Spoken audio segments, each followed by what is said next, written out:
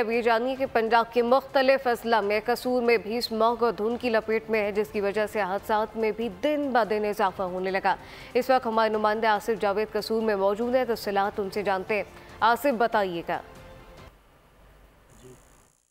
जी बिल्कुल, कसूर और इसके इर्द गिर्द के इलाके आज भी शदीद स्मोक की लिपेट में है। शदीद स्मोक की वजह से धुंध में दिन ब दिन इजाफा होता जा रहा है।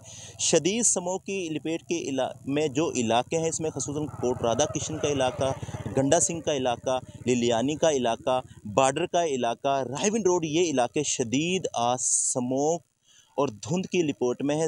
और शदीद स्मोक बढ़ने की वजह से धुंध बढ़ती जा रही है, और धुंध बढ़ने की वजह से ठंड में भी इजाफा होता जा रहा है। बूढ़े मरीज़ों के लिए बहुत ज़्यादा नुकसानदेह, ख़ुसूसन जो दमे के मरीज़ हैं, इनके लिए स्मोक बहुत ज़्यादा नुकसानदेह, और सांस के मर्ज़ के लिए स्मोक बहुत ज़्यादा नुकसानदेह है। तिबी माहिरीन का ये कहना है स्मोक से बचने के लिए एहतियाती तदाबीर करनी चाहिए, गैर ज़रूरी सफ़र का इज्तनाब करना चाहिए, और मास्क का इस्तेमाल करना चाहिए। जी आसिफ, बहुत शुक्रिया।